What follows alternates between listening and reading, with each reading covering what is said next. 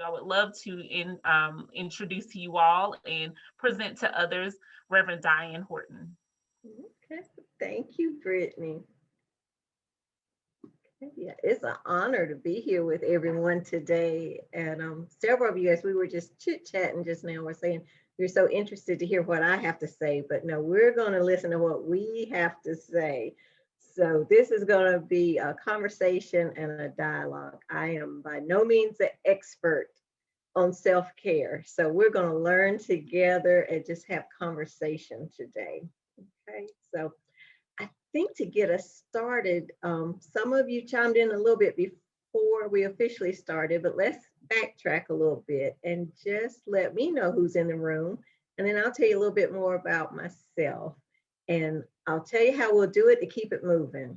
I'm gonna call the first person I see on my screen, which is Hazel. And then Hazel, after you introduce yourself, you call on the next person. And we won't have any periods of silence where introverts like me are just saying, somebody else to go, somebody else to go. So Hazel, you're muted. Okay. Hello. Hello. Hi, my name is Hazel Griffin. I'm glad to be here with you today. I'm interested in learning a lot. Okay. And Hazel, who do you call on to go next? I really don't know who's joining us. Okay, can you see the squares on your screen?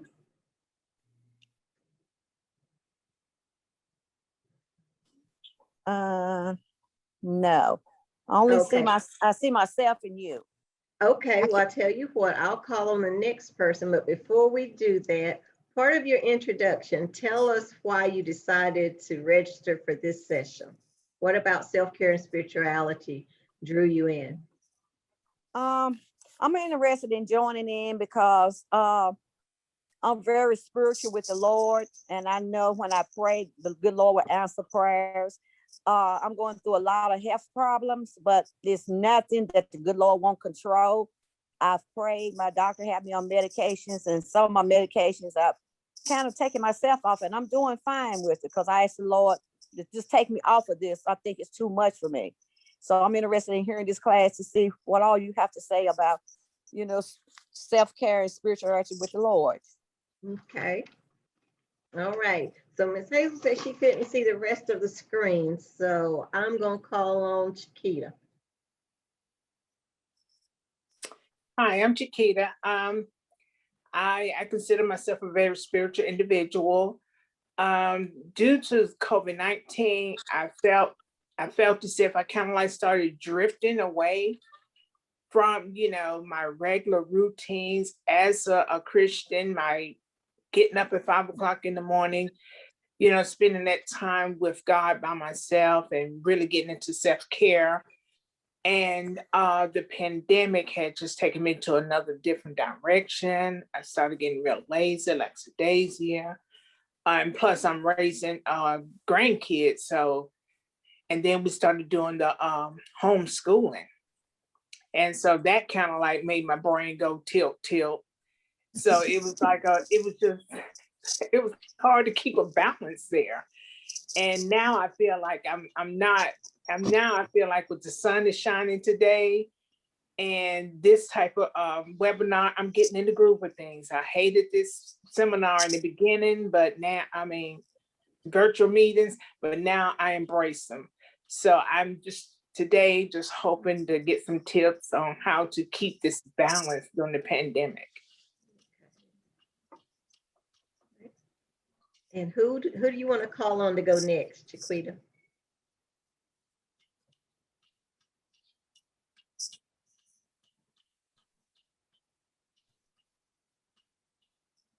Chiquita, you're muted. Did you want to call on somebody to go next? This is Willette. I can go. That'd be nice, Willette. Thank you. Okay. I'm Willette Mosby Reynolds. I am a mother and grandmother of one. I also have, since November, my niece was burned out of their apartment. So my niece and her 3 children have been living with us too. And so the house can be overwhelming at times. But I never do anything for self-care. Usually I'm usually doing something for other people. So when I saw this for self-care, I was like, I can take an hour or so to concentrate on me. Yay, I'm so glad you did. You deserve it. Oh, thank you. And I call on Carol. Okay. Okay, so I'm Carol Polk, and I'm here because both spirituality and self-care are things that surely need my attention. I lead Pivot Ministry, and I work with low-income women to empower them for a better life and work opportunities. And we have lots of volunteers. And with COVID, there's just been a whole lot of work in the background and not so much taking care of myself and sometimes bearing other people's burdens with them. So I'm here because I love and respect Dianne Horton and Habitat. So I'm here for nourishment, and I'm glad to meet all of you. And I will call on Sissy.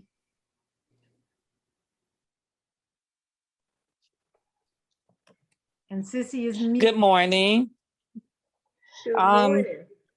I decided to join because losing myself spiritually is like I'm just programmed to just get up just in time enough. I'm working from home now, just in time enough to start work.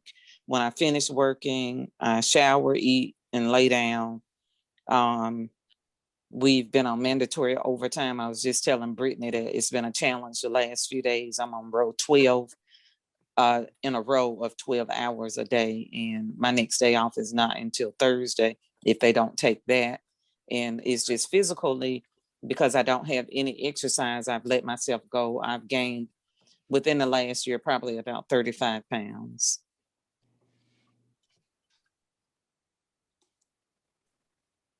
Sissy, I'm glad you're with us today. Thank you. So Brittany, did you want to add anything?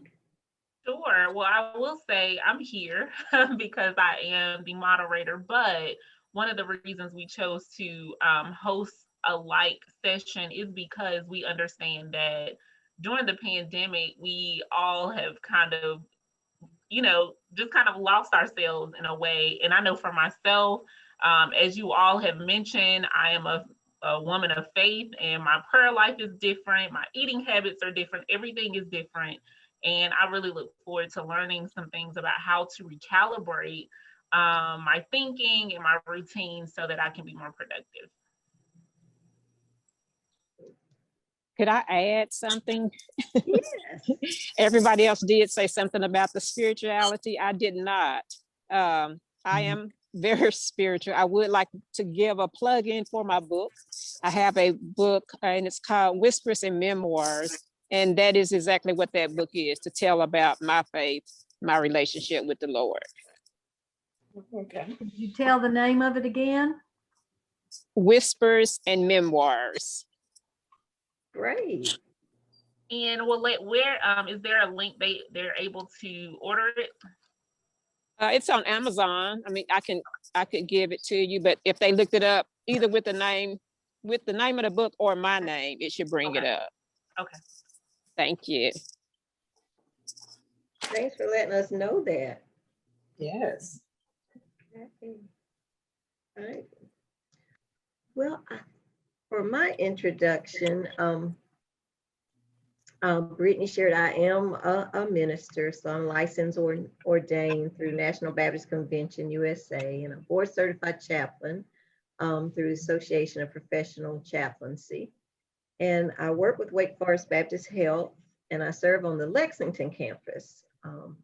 And the title that I bear is Manager for Chaplaincy and Clinical Ministries. Kind of the bullet points I'll hit that fall up under that title is pastoral care for patients, families, and staff. I work with diversity and inclusion. I work with our ethics committee. and our community engagement. So I'm both inside the walls and outside the walls. And outside the walls now looks like this on Zoom. So COVID changed a lot of the ministry that I do over this past year. Some good ways and some not so good. And like everyone else commented, it has been very trying, very draining. Sometimes I wonder how there's so much work when I'm not being as engaged with other humans, but yet the work keeps coming. So it's been a draining year. And so part of my personal story is that some of you may identify with this. So in my family, I've always been identified as the strong one. It's not a title I ever asked for or anything, but it was just assigned to me, I think, at birth. And I am the oldest, it's just me and a baby sister. But I still bear that title in the family. And if any of you have that same title or something similar, where all your family members come to you, you find out real quick that your shoulders get really heavy, and so does your heart. It's really heavy. So somewhere along the way, I figured out the life lesson. I have to take care of myself in order to take care of everybody else. And that lesson is very important to me now, in addition to all the duties and responsibilities of ministry, is that my husband has some significant health issues. So I am, a good old Georgia word, running and ripping all the time, feels like. Last week, I really needed this session last week because I didn't know if I was coming or going. There were so many doctor's appointments, and he had a procedure last week, and trying to keep up with work.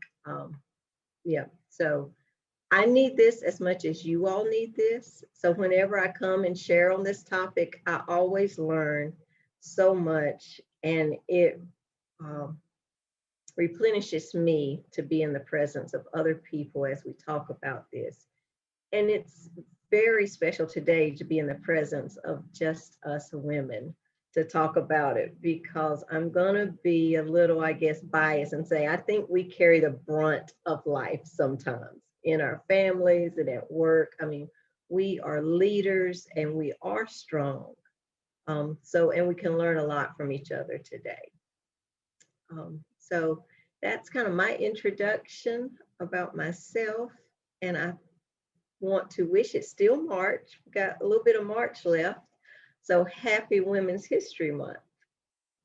And so I thought it was really good to have this Women's Build whole session during March. So I don't know if that's part of it, Brittany, that it's Women's History Month, or it just falls on the calendar that way, but it was pretty appropriate. And I also want to honor that the title is Phenomenal Woman. So to get us started, sometimes some people like poetry as a piece of their self-care, just to sit and read and listen. So I'm going to go with Phenomenal Woman by Maya Angelou. So if you want to just kind of close your eyes and let these words settle in your spirit.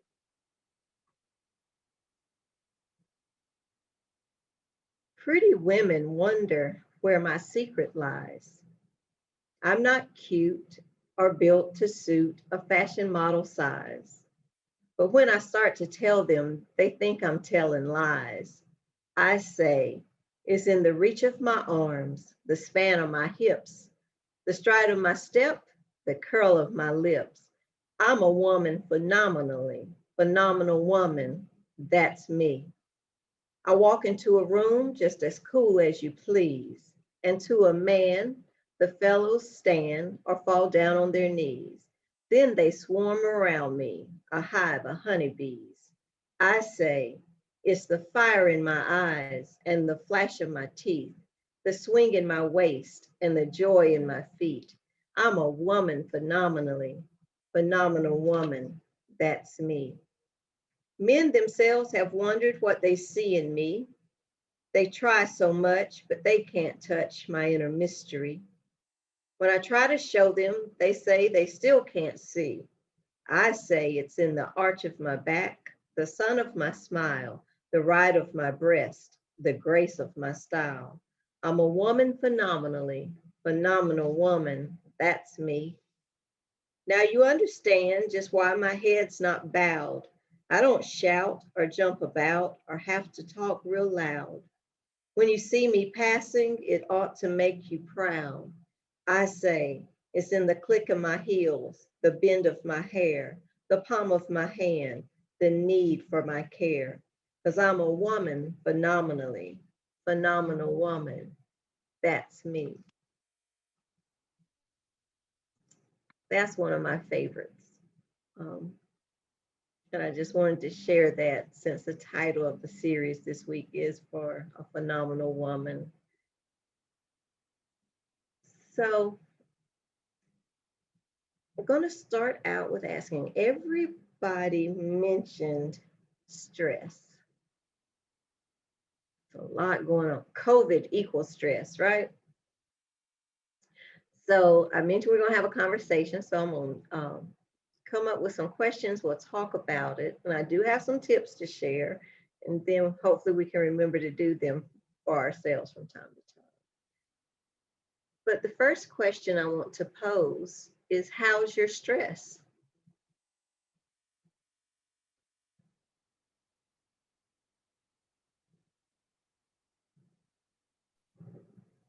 Well, this is Willette again. Okay, Willette. I normally think I do well with stress.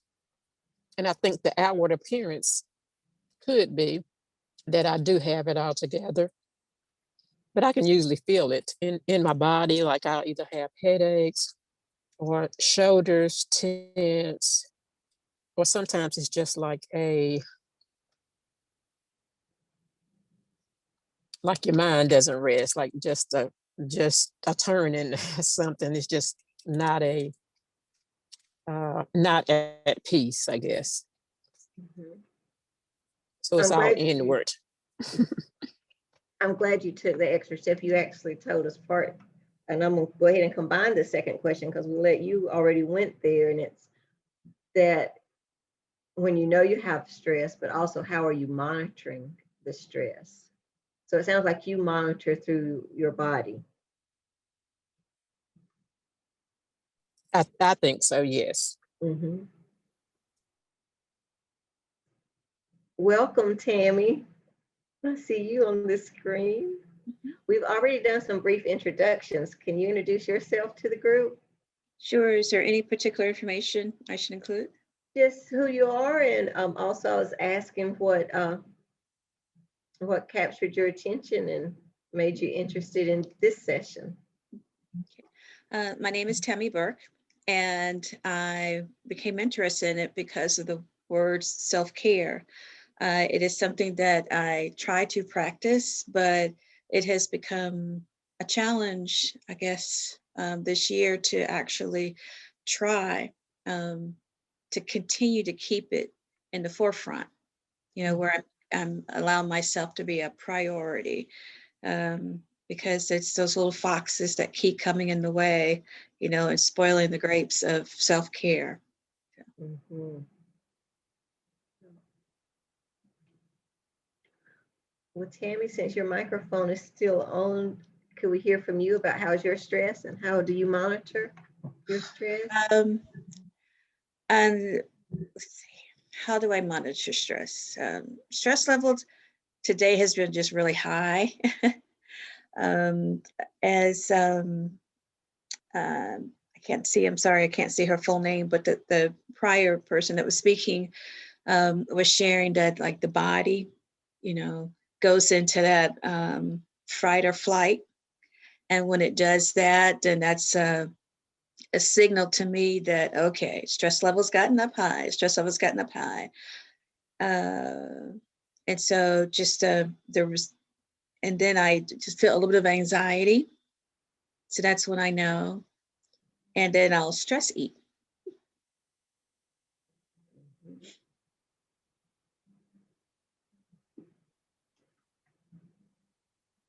So you have a good mechanism in place for monitoring too, and realize when it's happening. Well, I've had to because I don't know, after a while, if the body doesn't find that you respond, it's going to take matters into its own hands. And that's when it starts, giving you the cues of, okay, getting ready to shut down, or get ready to shut down, or it's like, your blood pressure goes up, or other ailments might come into play because stress has a way of manifesting itself into ailments if you're not careful, and if you don't listen to what your body's saying. That's a very good point. I'll be glad to share. I think that with my stress level, I can feel it, similar to what she was saying with headaches. I tend to not rest. I'll sleep, but I'll still wake up tired. And usually I'm a snacker, so I think I'm one of those two where I like to stress eat, but I try to guard myself, and I'll kind of stay at home to myself and isolate. So I noticed that when I'm really stressed, I just want to go home to myself and be alone. So, and that's okay sometimes, depending on the situation, that's okay, but others it's not. So.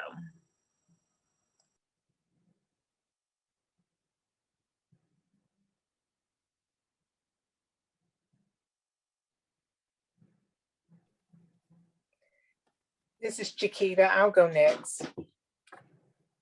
When my stress level gets high, I too like to just back away from people, take a few minutes, and I have to remind myself just to breathe deep.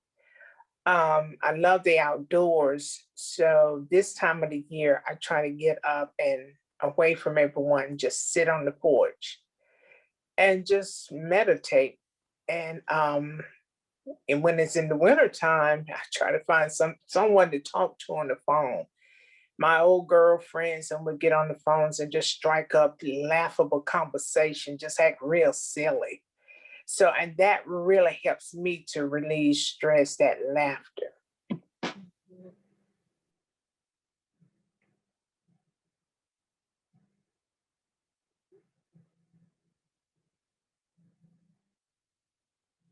Hazel, I think you're muted.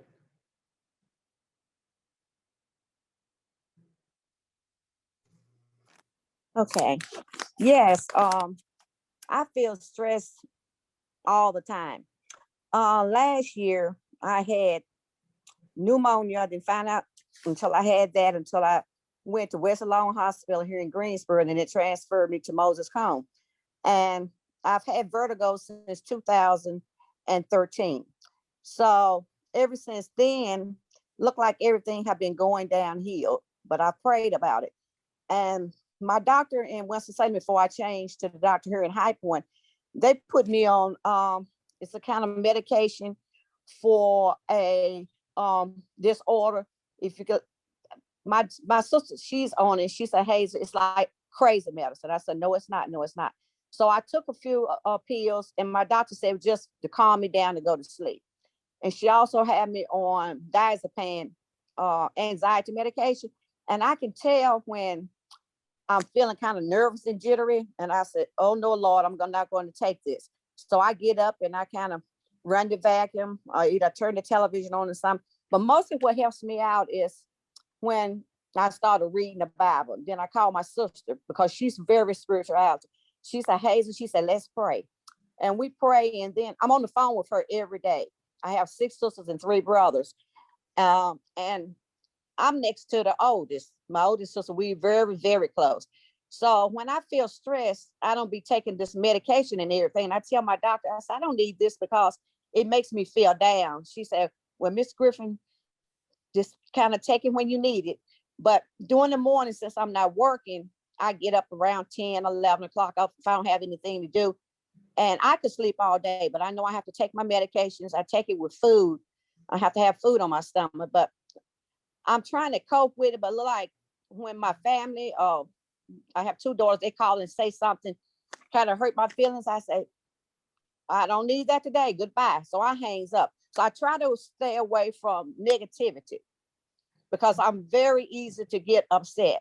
And since I've been was in the hospital in July of 2012, I've accumulated all these doctor bills. That's been stressing me out. And I've been making arrangements to pay that. I said, well, Lord, you're going to make a way. I'm not even going to worry about it because when I'm dead and gone, these bills are still going to be here. But I know that, I got to pay them because, I was admitted and I was going to the hospital and stuff. But stress have really, really pulled me down, and I've been trying to, deal with it. I've lost weight. I was weighing 148. I'm down to 138. My doctor keeps saying, you're losing. Miss Griffin, eat this, eat that. She took me off my bananas, which I love bananas, told me to cut them in half and just eat half every day. I didn't know they was high in sugar. So different foods she have taken away from me. I don't eat any red meat. I don't eat any pork or beef, just chicken and stuff like that. But I'm just trying to deal with it. And with my sister talking to me, and then I talked to my pastor and a few members at church, I'm feeling somewhat better. Okay, good. Okay. Well, I will jump in after what Hazel has said, because I'm trying really hard not to covet how much she gets to sleep, because my stress shows up in the inability to stay asleep. So I'll go to bed, go to sleep immediately, but my brain, and I'm not a worrier. My mother was a worrier, and I said, I'll never do that. But my brain hadn't quite let everything go. And so within 5 hours, I'm awake, and rarely can I go back to sleep. And that's been going on way too long. And is, as you've all said, that is not healthy for the body. No. I can feel the stress in my shoulders and lots of other muscles. And a couple of times I've just realized I'm vibrating, and I got to let it go. So deep breathing, and I've spent much more time in prayer and Bible study and attending some Sunday evening Bible studies as well online, and those have helped. And then just really unplugging and honoring the Sabbath has also helped. So I'll say that unplugging is kind of a theme I've heard lately from people, especially unplugging from the news and social media, and just let your mind take a break from all the chaos in the world, all the injustice that we see. That just, it weighs on us, and you want to stay abreast and stay informed and know what's going on. But I think it is really good for us to unplug and just not give our ear to the news for a day or two, and make that part of observing Sabbath. Yes. This is Hazel Griffin again. That's my problem. I need to learn to turn my television off. I watch the news every day. And like my sister told me, she said, Hazel, she said, that's probably what's going on mostly with your stress, because you're looking at so much on the news. You're feeling sorry for what's going on in the news and feeling bad for the COVID, and you can't go out and do this and do that. Because I watch Fox 8 News at 4, 5, 6 o'clock, and I watch it again at 10, 11 o'clock. I know that's too much news, but I've been doing it for years and years, and I know I'm gonna have to cut back because things, the things that is happening on the news, I think about it when I go to bed, and I wake up, I said, oh my Lord Jesus, this really happened, and I know some things on the news, it's not for me to see, so that's what I need to do. I need to kind of just turn my television off, but I love watching the news. Okay. Sissy, did you want to share? I saw that you unmuted yourself. Yeah, stressors for me are, or how I react or respond to stress. Sometimes I'll stay in the bed for days. Sometimes I can't sleep. I'll eat a lot. I snap people up. Somebody can just say, hey, how are you? And I'm like, why are you asking me? Just without even thinking about it, I snap people up. I find myself not being as nice as I possibly could be.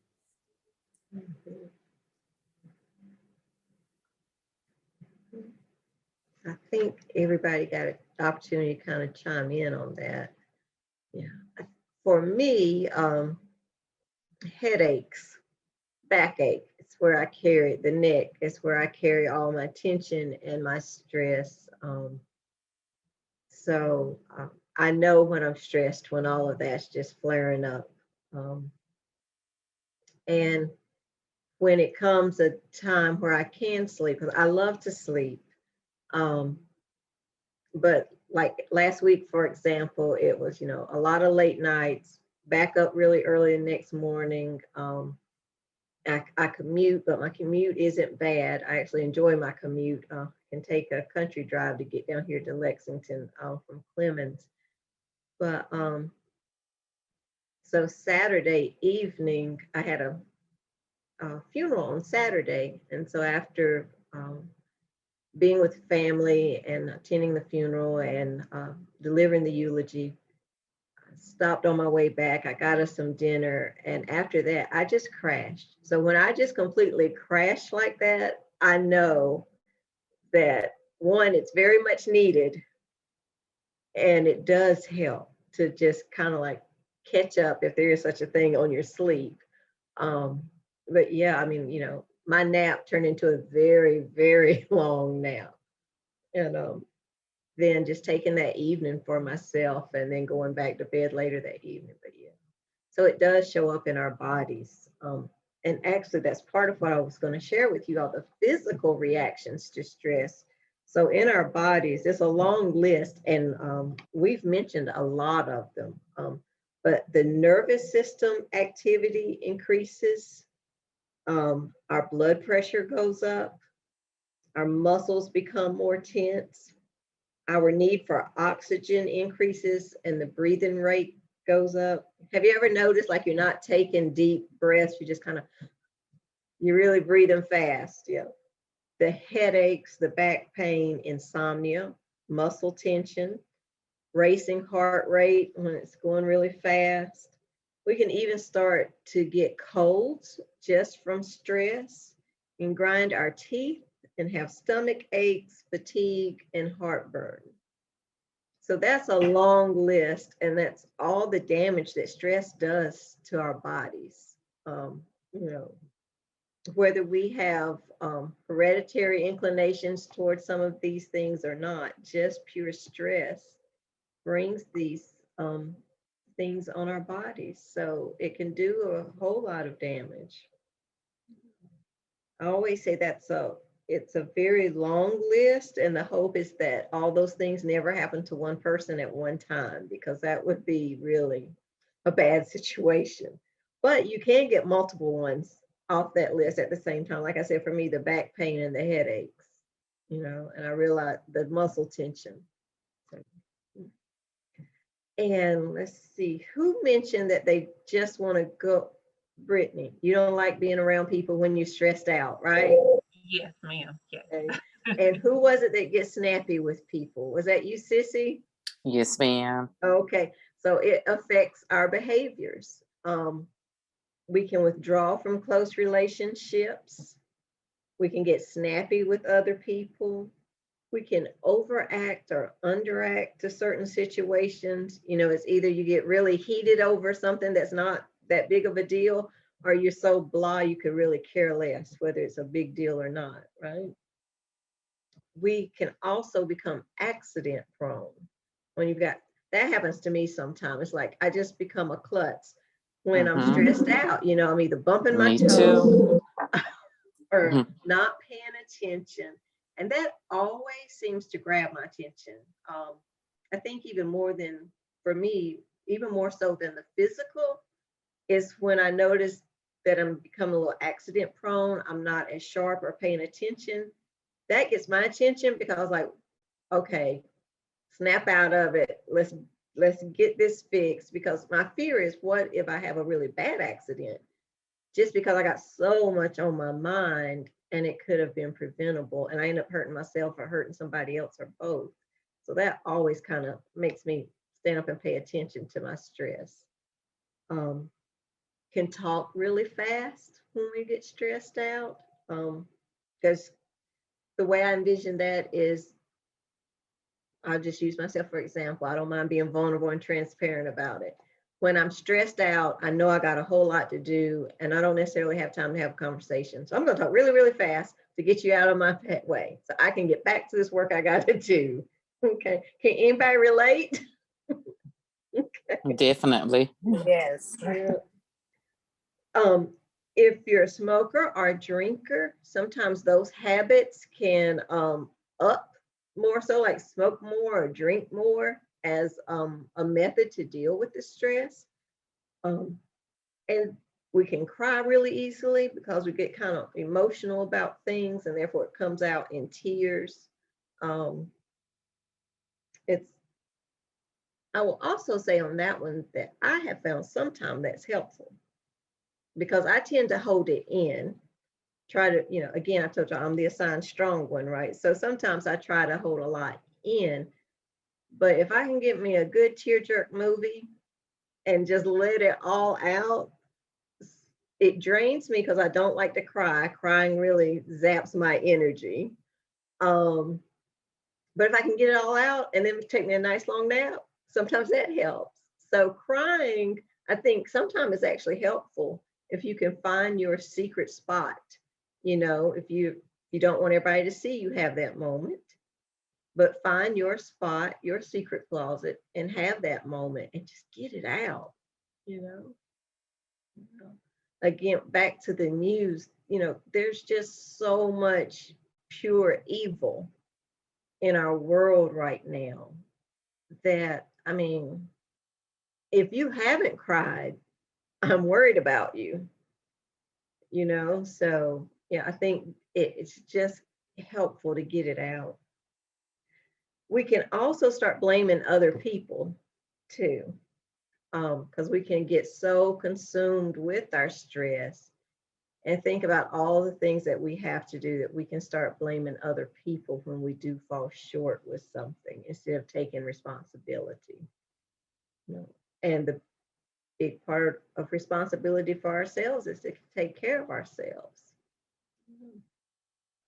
Anything on that list y'all identify with? Most of it, yes, I do. Yeah. Definitely. A lot of it. Yeah. A lot of it for me also. Okay. So there's physical reactions, there's behavioral reactions, and there's emotional reactions. Okay. So, and we've covered some of these just as we were talking about our stress, but emotional reactions, irritability, anxious, being forgetful, feelings of depression, being apathetic, nervous, worrying, confusion, excitement, hopeless, feeling a sense of hopelessness, feelings of resentment, being fearful or hostile, and having poor concentration. So again, another long list, but anybody like to speak to any of the emotional reactions? How do they show up for you? For me, it's my feelings are easy to hurt. Okay. So you get pretty sensitive. Very sensitive. And I always think, how do I put this into words that maybe someone purposely did something to me, or that's what I'm told. So taking something personal that they didn't really mean personal. Right. Yes, ma'am. I think for me, it can be either or depending on the situation where I'm completely apathetic, I don't care, or I'm hypersensitive. And I've had to watch that even more now because I have a 3-year-old who is very affectionate. Her dad is very affectionate. So I have to be careful not to push them away and actually be more present emotionally. So if I'm having a rough day, kind of expressing that instead of being apathetic or hypersensitive. So it can go either way for me.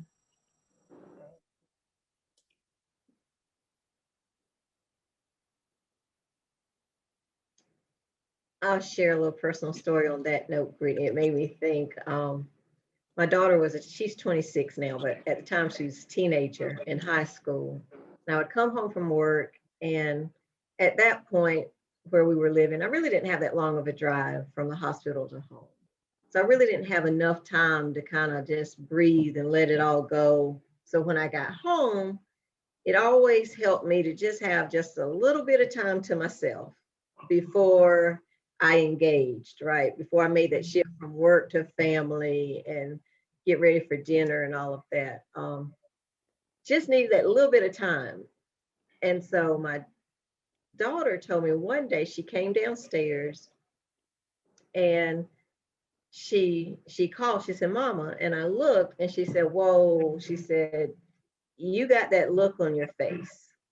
And I said, "What look?" She said, "The look that you're not ready for us yet." And she said, "So I'm gonna give you a few more minutes. And when you're ready to talk to me, let me know." I said, "Okay." And then I said, how have you learned that?" She said, "You have a look." She said, "And at a certain point, after you've been home, your look softens." And I was like, "Okay." She said, "Then you're just like, you're ready to be mama." I was like, "Okay." And then she started shaking her head and laughing. And I said, "What's so funny?" She said, because I told her, I said, "I'm really amazed that you learned that. That's very, insightful." And so she started laughing and shaking her head. I said, "What's so funny?" And she was like, "I just think it's funny that I know that and Daddy still hasn't learned it." And I was like, "Yeah, he's had a whole lot longer to learn this lesson than you have." Well, she's got some emotional intelligence in her. Yes, she does. She does. Yeah, because sometimes I would come home and he would just be like, blah, blah, blah, blah, blah. I'm like, "Whoa, stop." Yeah. But anybody else about the emotional reactions? Mhm.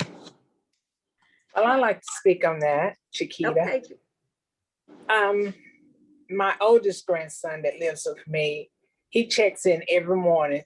"How did you sleep? Did you sleep well last night?" Da da da da. And he'll even tell me, he said, "Yeah, you look like you." He just observes everything about me, and it irritates me sometimes. But it has helped me to stop and pay attention to me and what I'm projecting to them. And he's always in tune with that. Like, "How did you sleep last night? Did you sleep well? If I say I got a headache, you need some water, you're dehydrated." He started diagnosing me and telling me things that I need. And since this pandemic, he's really tuned up with it, but it irritates me. So, but it's made me also to step back and kind of look at what he's saying to me, and like, he's right. And so that's another reason why I'm a part of this virtual today, because sometimes you just lose contact with yourself, but others are aware. And like you said, they can see it in your facial expression, your body language. And I get real uptight, and you can tell it when in my shoulders, I get tense, and it's like, I don't want to talk about it. I'll back away from people. Mhm. And Dianne, I think so many of these are connected. So add COVID to this, and this lack of concentration and the accident prone, and I walked into an open cabinet with my head, but yet last week it's still sore. I've never done that in my life. But it's stress related, and you got too many things going on. And oh yeah, I opened that cabinet to put the dishes away. So. Mhm.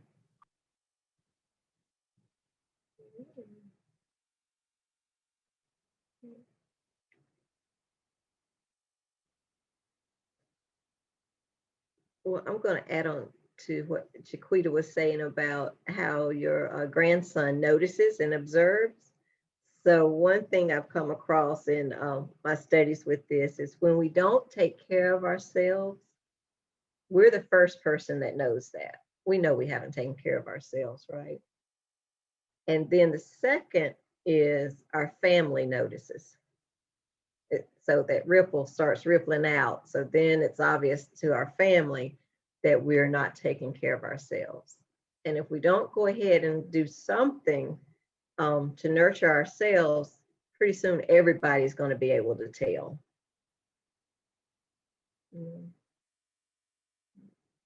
And then you got to probably go back and do damage control. Because who was it who mentioned they get really snippy? Sissy, was that you? I do. Yes, sorry about that. I thought, yeah. So that's when everybody's gonna start noticing, right? Like, what's wrong with her? Well, she's got an attitude. Right. So when we don't deal with our stress, it does get to the point that we can have stress overload. And when we get to that point, then we can start having a loss of self-esteem, displaced anger, have a sense of powerlessness. Some people can even get to the point of substance misuse. It can lead to loss of employment and sleep and appetite problems. So that list should tell us all that we need to take care of it on the front end, right? Before it gets to the point where we're just completely bombarded by our stress in our life. So the stress has to come from somewhere, right? There's got to be a source for the stress. So where does your stress come from? And it doesn't have to be one single thing. That one single thing may have a greater weight on your stress than some other things. But where does your stress come from? I have learned from myself that a lot of times it comes from self-induced expectations. You have things that you want to accomplish in a certain amount of time or what have you, but they may, whether they're realistic or not, when you don't meet those, you kind of grow hard on yourself. So a lot of mine is my own thinking and the pressures I put on myself. Mm-hmm.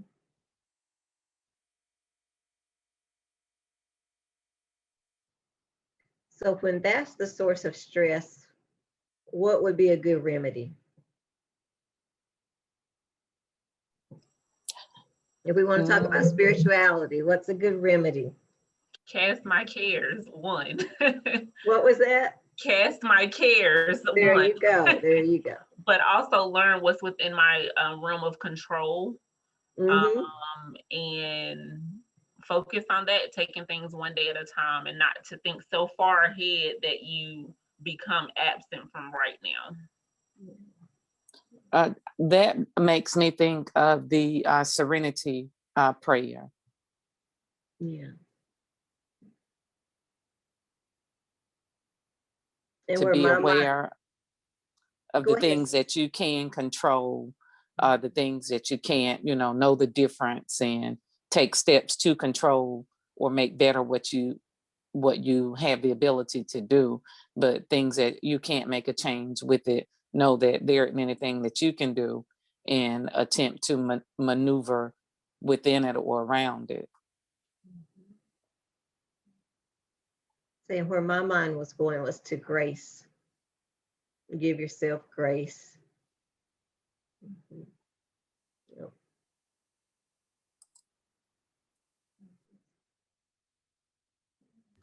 And others, where's your source of your source? Where's your stress coming from? What's the source of it?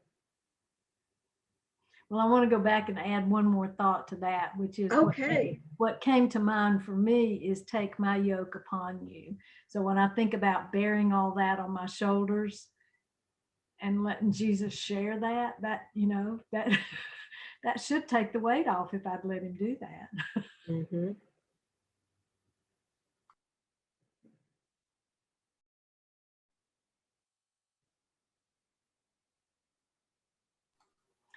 I was, before Brittany said it, I was going to say self-imposed, but I would also say other people's expectations of us also creates stress, and our reaction to that.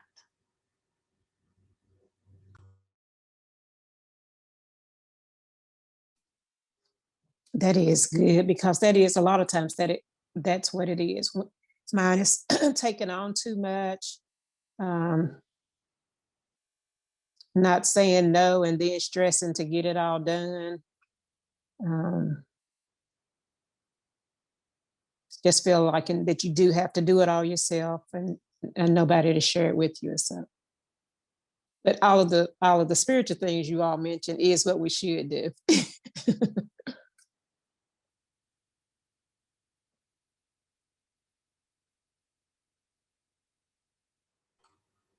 And I guess Dianne took on too much and just had to run away from us, right?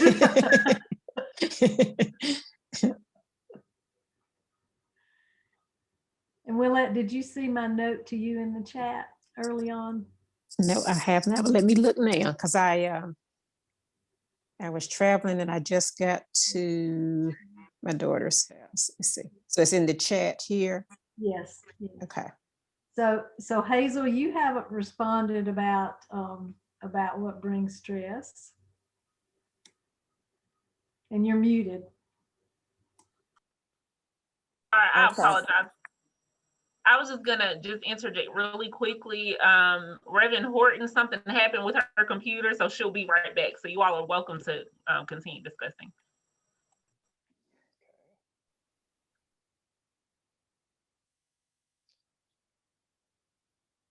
And Carol, I do not see anything in the chat for me.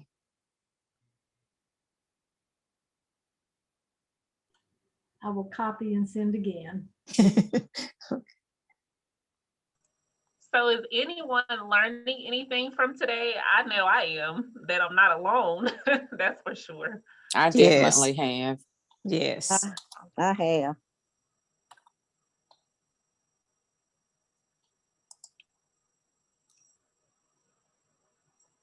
Okay, I got it. I got it, Carol.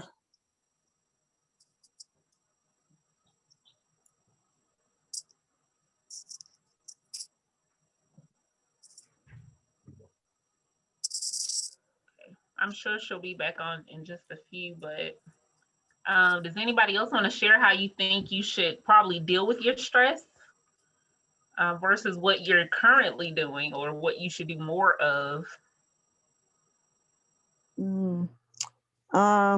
This is Hazel. I have something to say. I've learned from being with everyone today. When I feel stressed and started thinking about things, I just need to just give it to God, because I let things worry me. I'll be thinking about, Lord, I have this bill to pay. I have this doctor bill, but I know I can't change that. So I've learned today, I just have to give it to God, because the battle's not mine, it's the Lord's. And when I go to bed at night, I wake up at 1 or 2 o'clock in the morning, I'll be saying, oh Lord, I just got a phone call today, and Lord, what's going on? You know, something from my family. And I've learned when my family call, if something that they say negative, I say, okay, sister, okay, brother, I pray for you, but that don't concern me. And like with my daughter, she called Saturday and she kind of got all hyped. She got married January the 30th, and because her sister didn't wear the dress she wanted her to wear, she still let it go. I said, Christina, no, let it go. The wedding is over. Well, Mama, you are the matriarch of the family. You need to call us together. I said, no. You and your sister work this out, because I don't want to be in the middle of this. Because I told her, when the Lord come and take me on, I want my 2 daughters to have peace. And she said something, and I broke down and cried. I said, Lord, why am I crying? I said, Lord, I patted myself on the back. I said, Lord, I'm going to let this go. So I called my brother in Reedsville, and he prayed with me. He said, Hazel, when things go on like that, if Christina, anybody say anything to hurt you, say, well, I have to go. Talk to you later. So I'm going to have to learn to not let things bother me, and, you know, just give it to the Lord, because I'm easy to get upset. My feelings is very easy to be hurt. And look like my daughter Christine know the exact things to say to get me started. So, you know, I've learned a lot from just listening to you ladies today, you know, how to deal with stress. And, you know, this medication I'm on, I know that, you know, I'm going to be moved off of that, but, you know, I'm learning not to take my anxiety medication because like my doctor said, that would have me, you know, kind of tripping and falling. I live by myself. I don't need to fall. So when things kind of happen, I go and just turn the television off and look at the window. I said, Lord, I'm going to look at people in the parking lot, look at the cars at Walmart. So this has really helped me today, you know, with this class. And what I also hear is kind of saying too, is knowing what to share. So, you know, we'll mention a lot of times we'll take on things, but it's okay to ask for help. It's okay to say, I can't do this, or I'm not going to be able to meet that deadline or whatever. So it's kind of knowing where to put what, right? Where you're knowing your capacity, all that kind of thing. So absolutely. Welcome Right. back, Reverend Horton. I am sorry. So there was my stress, technology. It just froze up and then it was gone. So, yeah. So are we still talking about our sources of stress? Yes, and how we deal with it, how we handle the stress. Good, good, good. So did everybody that wanted to chime in on that one get a chance? Okay. So the list that I have of major sources of stress, and some of the things that y'all talked about are on this list and that we've talked about. Change in environment. So I think the arrival of COVID changed the environment for everybody. Change in health. So when we get a new diagnosis, and I know Ms. Hazel, you've mentioned a lot about health issues can be a major source for our stress. Having conflict in relationships, you know, when there's a disagreement or misunderstanding and the tensions that flare up with that. Internal emotional pressure. So back to like what I was saying, when I'm trying to hold it in, that's a lot of pressure on the inside, right? The tendency to be a perfectionist, wanting to get everything done, check all those boxes that we set for ourselves. Somebody also mentioned too about other people looking at you, think you really have it together. A lot of us want to be like that, right? Like on the outside, the outward appearance, we got it all together. Right. But inside's a mess. Self-criticism, you know, beating ourselves up, you know, like, oh, I shouldn't have been late for that meeting. You know, I should have said this and I should have done that.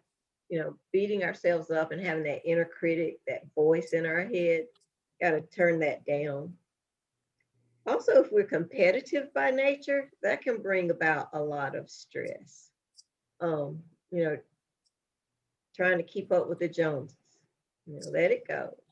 Let it go. Insecurity. So if we have a tendency to feel insecure, and sometimes that can even come from when we're comparing ourselves to other people. Assumptions. Having assumptions about other people, about ourselves, about different situations. A lot of times those assumptions are wrong. Powerlessness, that feeling again of that you don't have power. Being a pessimist can be a major source of stress. You know, if everything is always doom and gloom and bad and sad, that can just stress you out. Brittany, you mentioned this one, unrealistic expectations. You know, trying to get too much done in a short period of time, that will stress you out. And worrying.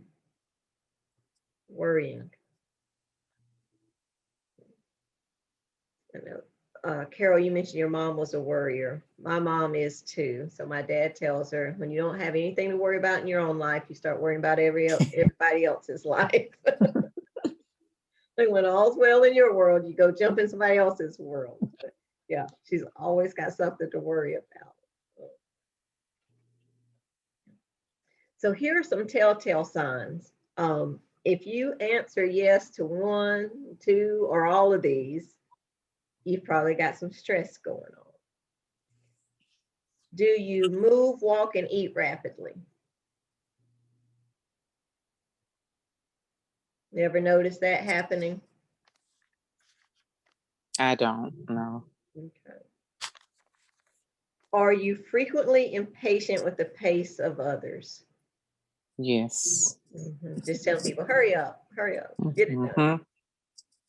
Do you try to hurry people up when they're talking by repeating yes, yes, yes, or you just go ahead and finish the sentence?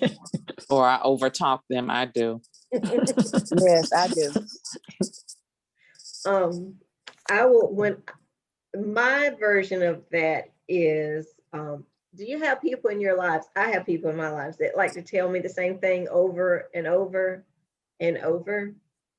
So I Yes. will often just interject. Yeah, you told me that already. I remember, and I've tried to soften it My up. best I know that- friend, yes. I know that can be pretty blunt when I say you already told me that. So I've tried to soften it up. So yeah, I remember you telling me that the other day. And they still tell you. Do you frequently try to do several things at the same time, multitask? Mhm. Yeah. I think women, I think we kind of have that nailed down. So, yeah. Do you often feel guilty about doing nothing for a period of time? No, never.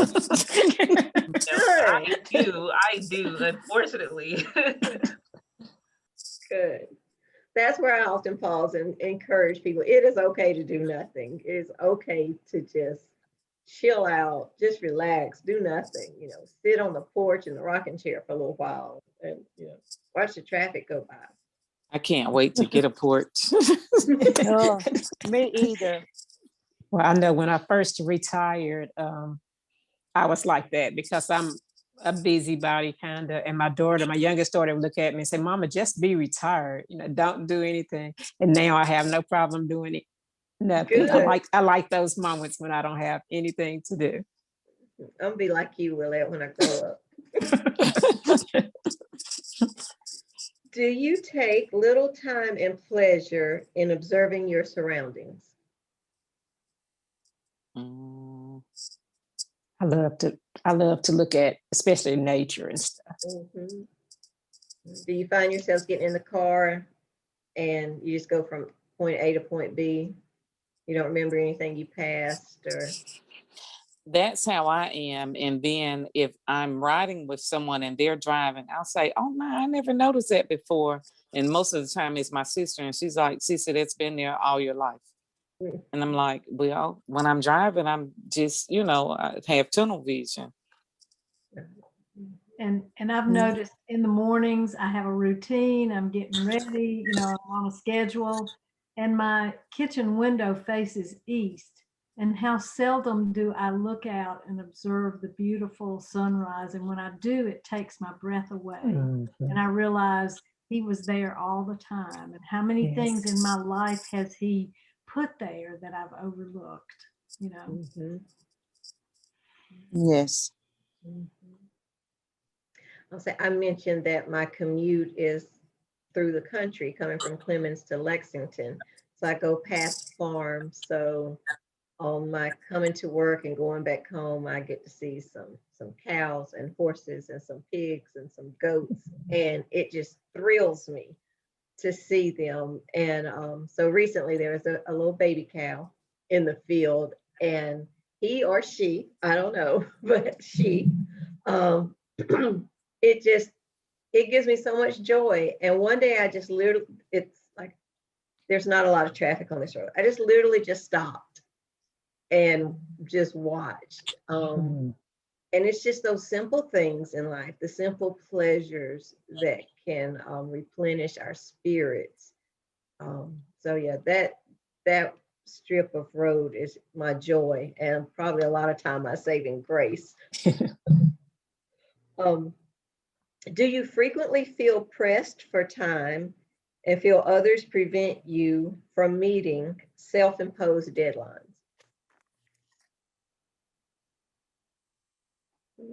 I see heads nodding and some not so much.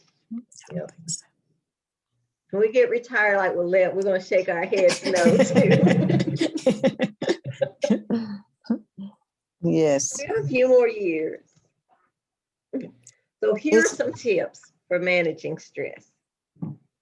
And then we can talk about some other things too. But one is getting organized. Being organized. And I'll say for me, when I'm not organized, that creates stress for me. So my home environment, I'm much more relaxed than I am in the office lately, because so at work, we've had a big push on staff ministry, taking care of staff, the frontline folks, you know, all the heroic efforts during COVID and all the time they've spent caring for patients. So I've gotten donations from churches. So all around my office, you all probably, I don't know if you can see in the background, but I've got candy bars and all these things to go in goodie bags for the staff. And I'm like, so my office has turned into like a little convenience store. And it's like, when I come in here every day, I'm just like, oh, I have a stack on my desk way high where I'm behind on stuff. And it's just like, if I could get it cleared, it would clear my mind. So anybody else like that? Like you need your space? Mm-hmm. Like, yes. I gotta have my space. Yes. And going back and forth between working at home and working in the office, and I'm carrying things back and forth, and I don't know where anything is. And so I've moved from my home office to the kitchen table because my sister is out of town. And so I've got stacks in there. And then this week I moved into her desk, and it's like, oh, now I have a third place to mess up. It keeps spreading. Yeah. It's awful. Yes. It's awful. Yeah. That's another one though, Carol, you're talking about, you know, it's just part of COVID now, but a lot of folks working at home, but bringing stuff back and forth between work and home made me think of boundaries. Having clear defined boundaries. I think they get blurred so much now with people working at home or kind of doing a hybrid, some hours in an office and some at home, and you're taking that stuff back and forth. Those lines get so blurred that you don't have these compartmentalized areas of life anymore. Yeah. Right, because it's just starting to all come together. I have found that on days I work from home, I work a lot longer than I do if I would have come to the office. Because it's just like, I don't know when to cut it off. Taking breaks is another way to take care of ourselves. You know, just hitting a pause button during the day and find a way to go find a few minutes of peace. You know, if it's going outside on the porch for a little while, if it's taking a walk. With so many meetings these days being on this platform of Zoom and all the other virtual platforms, you know, getting away from the screen is a good way. Just take a break. Stop procrastinating. Sometimes if you just go ahead and take care of the issue that you don't want to take care of and get it off your plate, that stops the worrying and the thinking about it, right? If I have a project that comes across my desk and I'm like, I really don't want to do that. I don't. And the more I push it back, the more mental drain it takes because I'm thinking about it, even though I don't want to do it. Whereas if I go ahead and do it, then I can stop thinking about it. Yeah. Knowing your limits.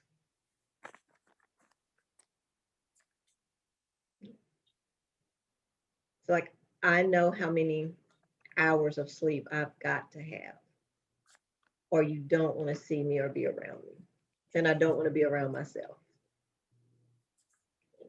Yeah, I see heads nodding, so everybody has different limits, right? Mm-hmm. Right. Right. I'm an introvert, So I know that if I'm overextended in having a lot of conversation in a big room with a lot of people, Training. I can only handle that for so long. Right. So my example is as a minister, Sundays when we were in church, when we'd be in the sanctuary. So on the scale of introvert and extrovert, I'm right in the middle, but like 1 point over towards the introvert on a test that I've taken. So I can do the extrovert. I know how to do it. As a minister, I have to know how to do it, right? Because you got a fellowship after church, right? Right. But when I get home, I'm done. I don't want to have another conversation.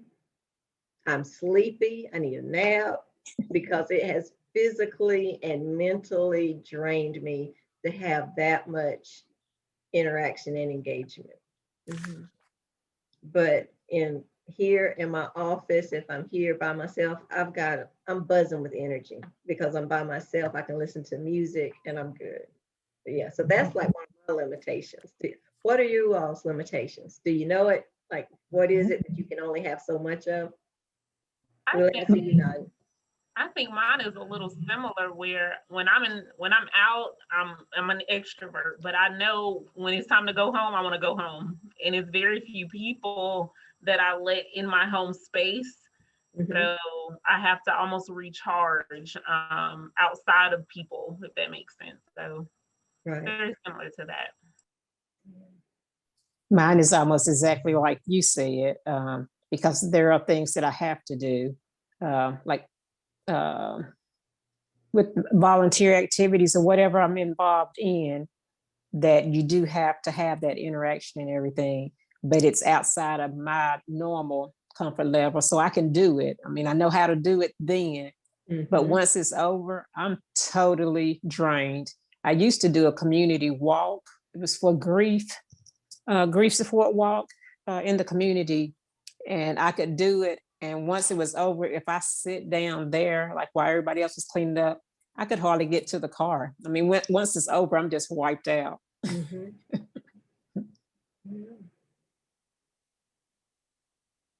So you have to figure out your workarounds, right? Of how to take care of yourself.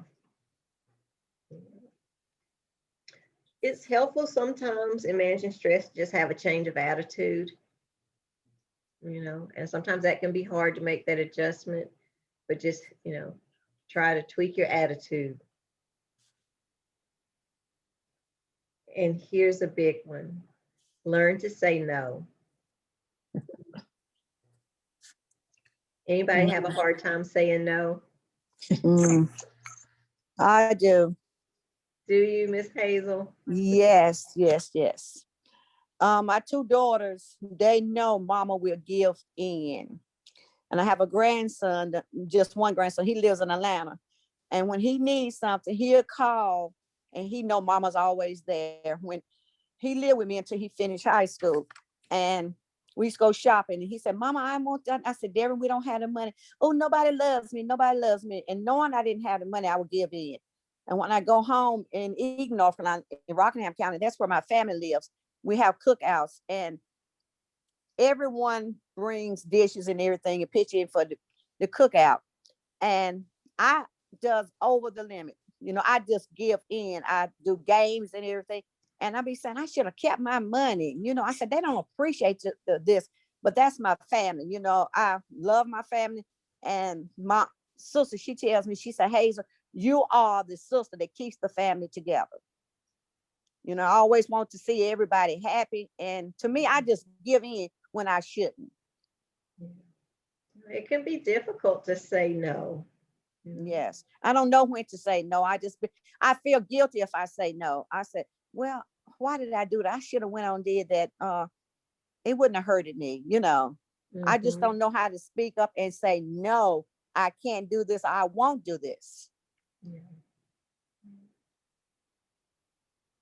I have learned it gets easier to say no the more you practice it. Yes.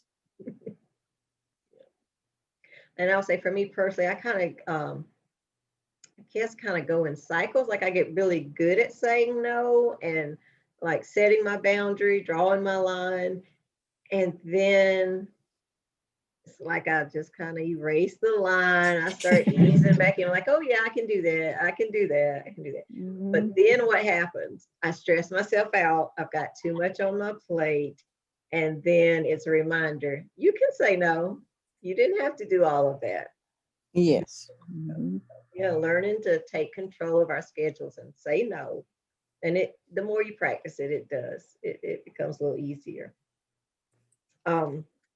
Treating our body right. So, eating right, drinking our water, getting out in nature. We do need to be outside, some get that sunlight. Having a sense of humor. Sometimes we got to laugh at ourselves. And it is okay to seek professional help.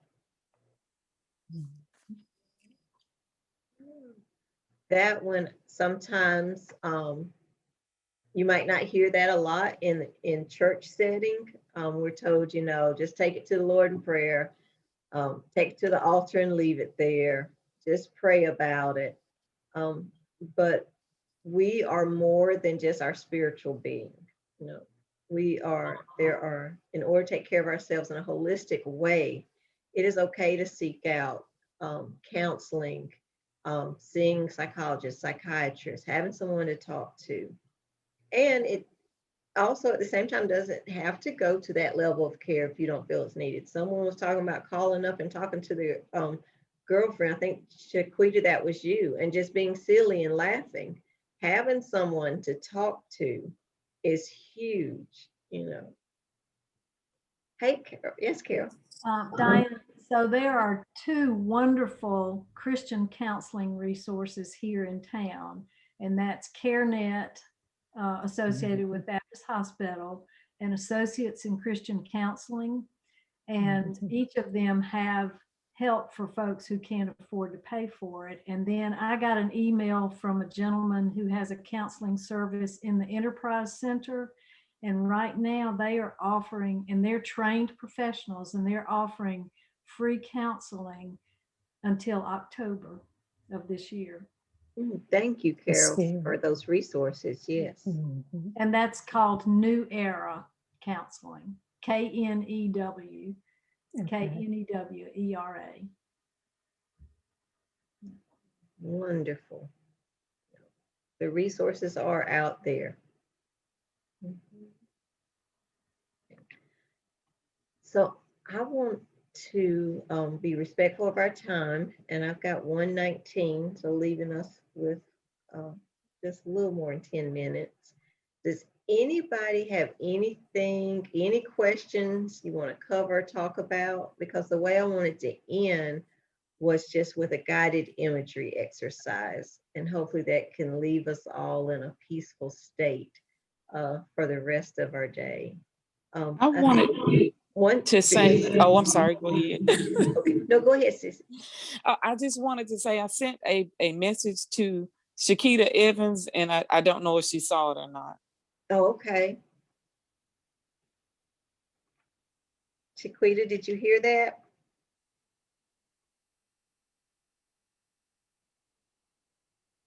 Maybe she stepped away for a moment. Oh, okay. I think she is my family member. Okay, what a connection to make. Yeah. Hey, what's your name? Hey, I'm Sissy. back. I'm back. Sissy? Okay. I'm Bobby and Fred's daughter. Is Frank your father? Yes, that's my father. Oh my God. Yeah, we could have a family reunion. Have a family reunion. Yes. That's so sweet. I love when things like that happen. Yeah. It's a Well, you small all definitely swap information. Please do. That's awesome. Yes. I had to take my grandson to get him some lunch. I have one that's at home, still doing school online. So forgive me for ordering while we were in the meeting. That's okay. There is grace here. We've learned that. Grace. Thank you so much. Grace. That's right. So I do want to encourage all of you to find what works for you in self-care and taking care of yourself. And our spirituality does play a big part of that. And I've heard over the course of our conversation, our time together today, talking about prayer and scripture, reading and meditating, finding time to be still. All of those things feeds us and keeps us going. People will talk about being out in nature as a method of self-care, or listening to music. There are many different avenues, and one thing's not going to work for everybody. Just take music, for example. The type of music that's going to soothe me is not going to soothe Brittany. We're all unique. God created us uniquely. And so what's going to work for us is going to be different. So I encourage you to find what works for you. Where do you find your joy? And where do you find your pleasure in life? And that is often going to help you figure out how to take good care of yourself. Okay. So maybe for some final tips, how about you all speak to what you do? Where's your joy? And what do you do to take care of yourselves? May be helpful to the rest of us, maybe something we haven't considered. I'm personally a fan of art, and I recently bought me a new camera, and I look forward to using it and taking pictures of my daughter at the park and just watching her do her thing. So I would say maybe just kind of engage in art and just look at it or create art. Mm-hmm. So that creativity.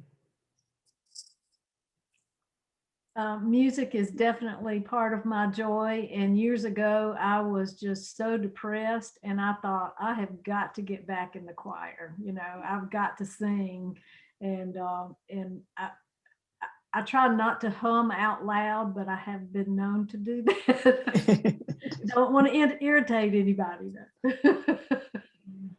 Yes, music, listening and singing. Decorating is my joy. Mm-hmm. Yes, I like to change my apartment around. If I see something that I don't like if a piece of furniture is displaced, I said, well, Hazel, take your time, and I struggle. Like Saturday, this past Saturday, I told my neighbor downstairs, she said, Miss Hayes, I heard you bumping and going on. Are you all right? I said, honey, I'm spring cleaning. I did my entire apartment. I vacuumed, I mopped, I dust.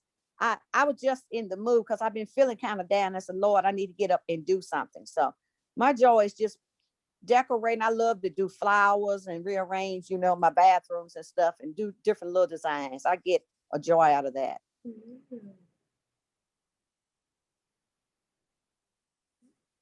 This is Chiquita. I have picked up a new hobby of gardening, and just researching different new herbal recipes. So this is something new for me. It's like, since I retired, I'm going into a new era in my life. And so I'm venturing out into gardening. I've created I started up the neighborhood association. I work with the seniors, and that fulfills me. Just helping people and just constantly having something to do. But it tires me out, but then it's teaching me too how to push back and take that break that I need. But these are things that I never saw myself doing in my early years of life. So I really like gardening now and taking care of seniors and just sharing information and researching different herbal recipes. That's pretty much it. Okay.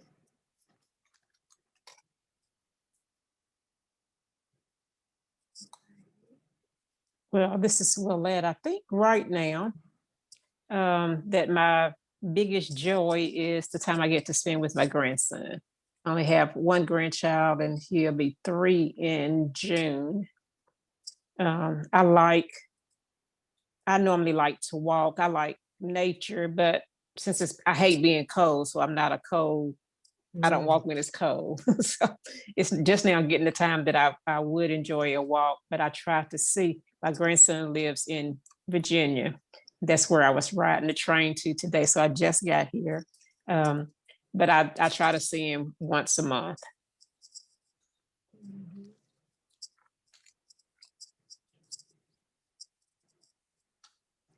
And mine would be spending time with my grandson also. I only have one child and he's grown.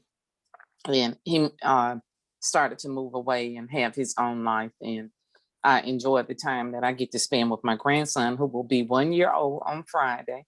Oh. And he is as big as a 3-year-old, and he's just so intelligent. He was here one day last week, just kicking a soccer ball around. Like he knew not to kick it too hard. He knew to kick it softly so that he could continue to kick it. And he's not even a year old. He's been walking since the day after Christmas. That is And he's such a awesome. joy. So that's where I find my peace is with my family. Well, for the faces I see, and for the 2 faces I don't see, but in the voices I heard, as we talked about our joy and our pleasure, there were smiles. And that's all part of self-care. So sometimes remembering where our joy springs forth from, right? That little tidbit of conversation we just had seemed to lighten it up some. Yeah. And in all of that and everything that everybody mentioned and talking about family and creating, designing, gardening and nature and music, all of that flows from God. All those blessings. So I'm really close at time. Brittany, you give me some guidance. Should I close with this guided imagery, or do we need to go ahead and close out? Because I do want to respect everyone's time.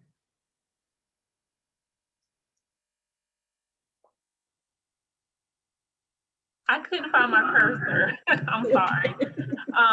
But no, go ahead and end the way that you planned, because again, I'm learning not to be a control freak, and it's okay if we go just a few minutes over time, because I think it's definitely for good cause. So Okay, and I was worried we wouldn't have enough time. I mean, I was worried that we were going to have more than enough time, because asking Brittany, I'm like, if we end early, is it okay? But you all have been great. So before I go into this, thank you so much for talking and sharing. This made this group so alive for me. So you've really made my day. And Brittany, thank you so much for inviting me to do this. I have thoroughly enjoyed it. So at this time, I'm going to invite you, just get as comfortable as you can where you are. You can close your eyes and start taking in some long, deep breaths. Some long, deep breaths. Inhale deeply. Exhale slowly.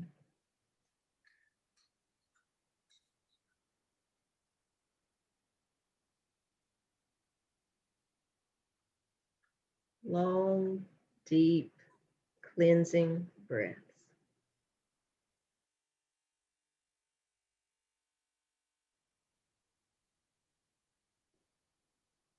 The goal is to get relaxed.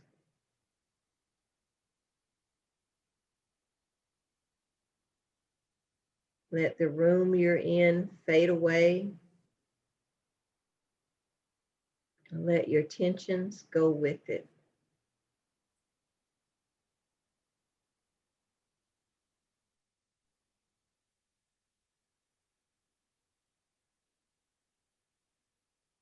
Notice the sense of quiet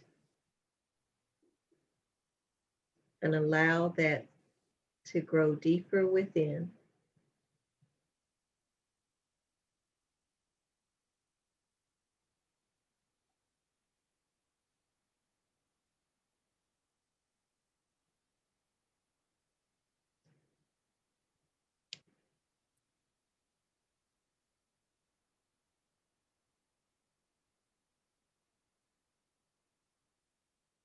Notice that the nerves in your body are at rest and you are at rest.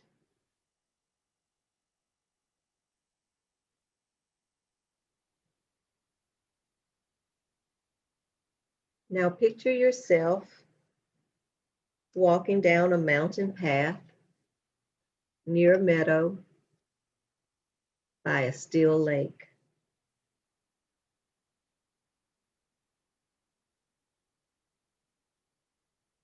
You smell the evergreens and the grass.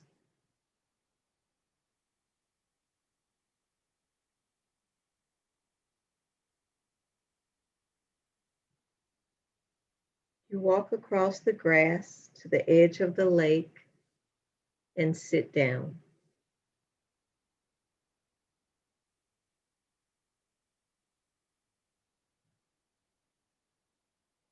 A warm, gentle breeze comes blowing by.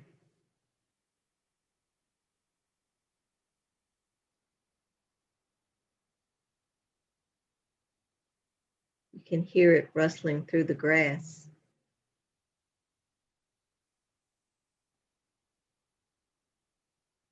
You feel the gentle warmth of the sunshine on the back of your neck.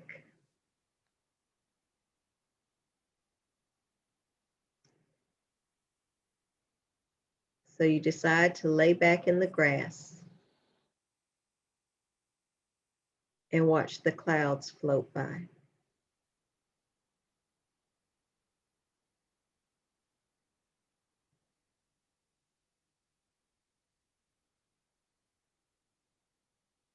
Now, ever so gently, you begin to float up to the clouds.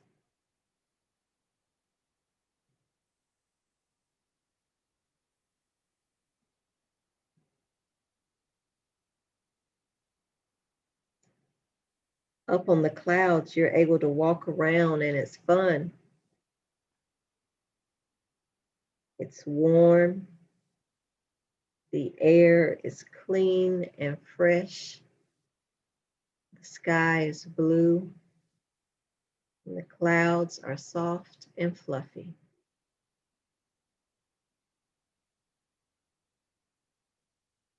Linger there on the cloud for just a little while and see what joys you may discover.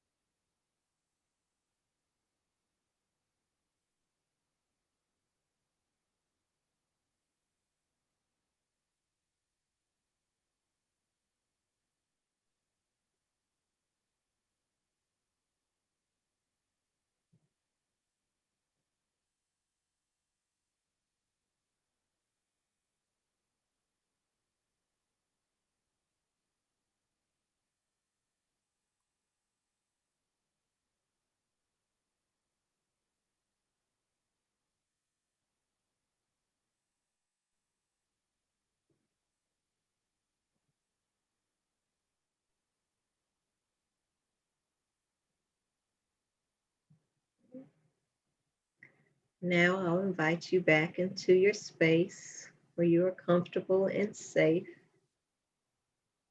And hopefully you bring back a sense of peace and well-being with you. And may that be with you for the rest of today. Thank you. Thank you. Thank Thank you. Thank you. That's just another option available to you. Sometimes you just need a little peaceful pause during the day. You can take yourself somewhere else, maybe one of your favorite places that brings you calm and peace.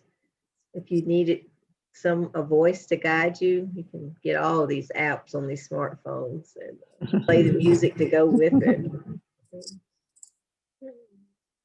But again, I thank you all for our time today. I've enjoyed it. Thank you. Thank you. Thank you. Sure. Yeah. We Nice to certainly meet everyone. appreciate you today. Yeah. Nice And to I don't be know with about you all. everyone else, but I had a teary moment because it's one of those things when you sit and think about the goodness of Jesus. I won't be preachy, but you just really start to think about those simple joys in life that we often bypass. And so this has been a highlight to my day. I look forward to repeating that and a lot of the things that we talked about in my own life. But we do have other sessions that are coming up for this week. Ladies, visit habitatforsight.org to register, and we will make this available to watch again, because it's one of those things you might need to replay a couple times before you get it right. So again, Reverend Horton, thank you so much for facilitating such a great session. Ladies, you are great, engaging and being vulnerable in this safe place. So I hope you all have a great rest of the day. You too. Thank you. Bye, everybody. Thank you. Bye-bye. Hi, everybody. Bye, everybody.